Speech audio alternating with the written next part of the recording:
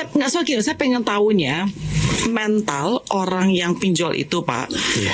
Maksudnya kenapa kok bisa sampai kena ke mereka? Misal contoh kayak anak-anak saya, tim saya di Everest Media, ya kan? Kan mereka begini kayak apa ya? Lelucon atau kayak kayak spam gitu. Ya udah blok aja gitu loh. Ini gimana sih kok sampai bisa nggak sampai tahu psikologi debt collector itu kok bisa kena sampai orang ketakutan dan merasa aduh gimana gitu loh. Assalamualaikum warahmatullahi wabarakatuh. Apa kabar teman-teman semuanya? Semoga semua dalam keadaan sehat walafiat ya, diberikan kesehatan, kelancaran dan kemudahan dalam segala urusan apapun itu. Di Jumat berkah ini makin semangat, makin kuat mental. Oke teman-teman, kali ini saya akan membahas tentang percuma lapor polisi dan AFPI di 2025 ini. Ternyata pinjol lakukan ini untuk kalian. Nah, apa itu? Kita akan bahas secara tuntas. Tapi sebelumnya saya harapkan kalian semuanya sudah subscribe channel ini agar channel ini terus berkembang dan dapat memberikan informasi terbaik buat kalian yang galbay. Oke teman-teman, ini dia buat kalian.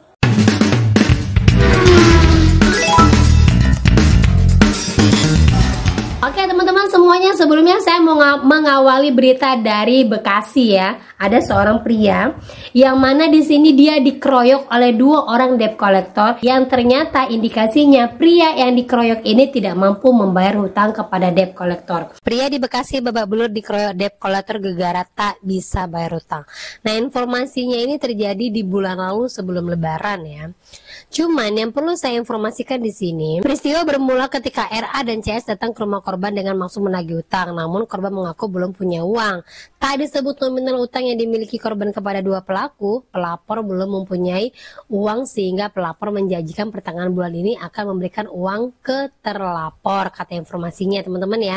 Biasanya kasus seperti ini terjadi untuk yang debt collector koperasi, karena memang debt collector koperasi ini mereka memang tidak terdaftar dan tidak terlatih, walaupun desi-desi pinjol itu banyak yang tidak terlatih juga. Tetapi kalau dilihat dia sudah main pukul ataupun main kriminalisasi seperti ini, bisa dipastikan mereka adalah DC-DC yang tidak terlatih. Jadi buat teman-teman semuanya yang merasa ketakutan dengan berita seperti ini yang sering di-share sama DC-DC-nya, ingat, saya sampaikan sekali lagi, ini bukan DC-DC dari pinjol. Dan ini langsung ditangani oleh kepolisian dan sudah diproses.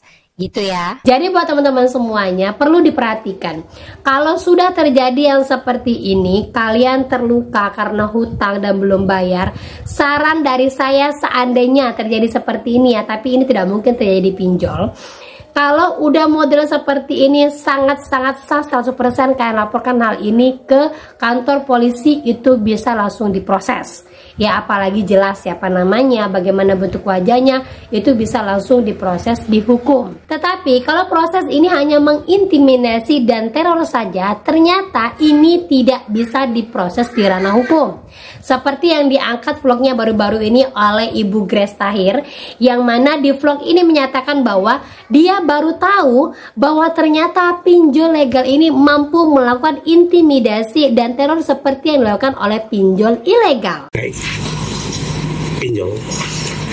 Dan ini nada ancaman yang terakhir saya dapatkan untuk disampaikan ke beliau.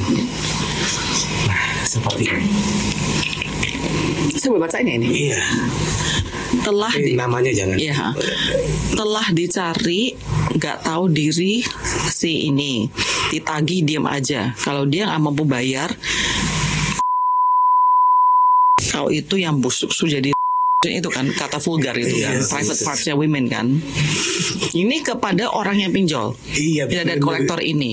Oke, maksudnya gini loh, saya nggak tahu ya, maksudnya kalau saya kayak begini, saya itu aja kayak langsung ngeblok nomornya aja gitu sama saya. Nah, saya nggak soal saya pengen tahunya mental orang yang pinjol itu, Pak. Maksudnya kenapa kok bisa sampai kena ke mereka? Misal contoh kayak anak-anak saya, tim saya di Everest Media, ya kan? Kan mereka begini kayak apa ya? Lelucon atau kayak spam gitu. Ya udah blok aja gitu loh. Ini gimana sih kok sampai bisa nggak sampai tahu psikologi debt collector itu kok bisa kena sampai orang ketakutan dan merasa aduh gimana gitu loh. Seperti itu teman-teman ya. Jadi kalau saya tangkap dari informasi ini, ternyata bukan hanya Grace Tahir saja yang tidak percaya bahwa ini dilakukan oleh pinjol legal. Berarti OJK dan AFPI juga tidak akan percaya bahwa perusahaan-perusahaan pinjol di bawah naungan mereka mampu melakukan ini. Makanya sering kalian lihat kan, kalau seandainya kalian mendapatkan teror ancaman tapi tidak menyebutkan nama aplikasi, berarti pinjol ini sedang menyembunyikan identitasnya dari OJK. Nah, kalau seandainya kalian melayaninya, berarti sama aja kalian masuk ke dalam perangkapnya mereka. Nah, tujuannya mereka mengintimidasi kalian tanpa menyebutkan nama aplikasi itu hanya untuk menutupi perusahaan mereka agar tidak terkena sanksi ataupun tidak terkena denda. Dan ada lagi beberapa komen-komen orang yang saya baca di sini ya. Ternyata untuk tahun 2025 ini proses hukum untuk teror dan intimidasi dari pinjol itu tidak bisa melalui kantor polisi. Saya juga bikin laporan ke polisi tentang 5 orang debt collector melakukan penagihan masuk ke area halaman rumah tanpa izin, perampasan HP, berteriak-teriak, memperlakukan di lingkungan tempat tinggal, bertentangan dengan aturan OJK dalam penagihan. Cuman masalah yang ditagih bukan pinjol tapi kartu kredit bank. Laporan saya ke polisi sampai sekarang nggak diproses lanjut. Polisi malah nyuruh harus bayar hutang. Nggak bisa berharap kepada polisi, cuma harus bisa hadapi aja segala ancaman DC secara langsung. Harusnya negara menghapus penagihan secara debt collector, langsung aja ke hukum perdata, pinjol dan kartu kredit. Skemanya sama aja. Jika berhati-hati, jangan coba-coba pakai kartu kredit. Beritahu keluarga, debt collector akan memantau harta-harta kita yang punya nilai untuk dijual kepada penagih hutang. Nah, kalau kartu kredit emang benar. Cuman yang saya lihat di sini adalah baik kartu kredit atau pinjol sama-sama tidak bisa dilaporkan kepada polisi jika terjadi yang namanya intimidasi kalau tidak ada yang namanya saling terluka.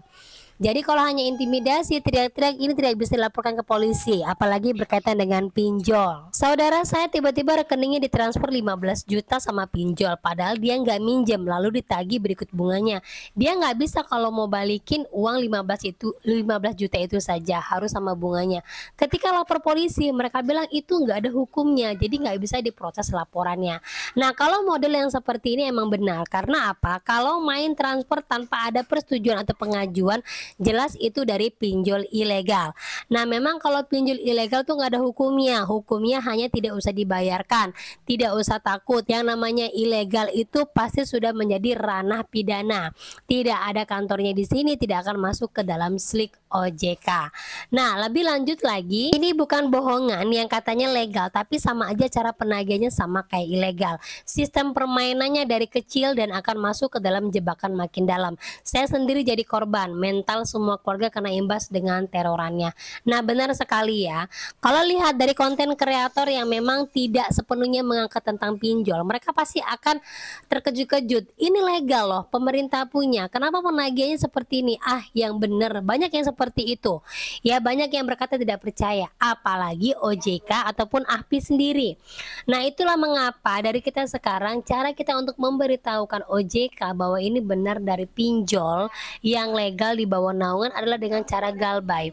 Kita galbay gara-gara DC dari pinjol legal ini menagih tidak sesuai dengan aturan OJK. Nah, seperti itu teman-teman ya. Jadi emang benar sekali buat kalian semuanya yang masih merawat ataupun memelihara pinjol karena ketakutan kalian, dari 10 aplikasi sampai 20 aplikasi akibat dari gaya lubang tutup lubang. Itulah mengapa saya sarankan kepada kalian untuk berani ambil keputusan galbay. Karena apa?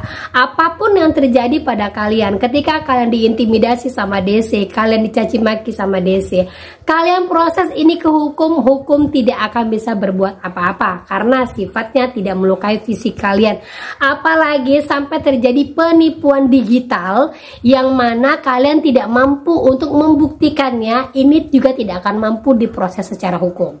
Jadi buat kalian semuanya perlu perhatikan. Kalau memang nama kalian tidak masuk ke dalam slik OJK, berarti saya aman untuk ngambil rumah KPR, ngambil kul berarti aman. Tetapi kalau seandainya sampai kalian terjadi masuk ke dalam slik OJK, satu yang harus kalian perhatikan, seandainya itu adalah penipuan, kumpulkan semua bukti-buktinya dan sampaikan kepada OJK. Karena saat ini yang mampu menangani ini hanyalah OJK dan AFPI, bahwa saya telah terjadi penipuan, bahwa saya sudah ditipu dan ini segala buktinya. Kalau seandainya OJK tidak mempedulikan kalian, berarti memang kalian tidak usah mempedulikan segala utang kalian. Biarkan saja itu terjadi di slip OJK dan itu akan dilunaskan oleh asuransi nantinya. Entah itu kapan, karena prosesnya lama. Baik itu galbainya di Shopee, baik itu galbainya di Kredivo, baik itu galbainya di Pinjamyuk ataupun di Uwatas 360K, di beberapa pinjol-pinjol yang saat ini intimidasinya luar biasa.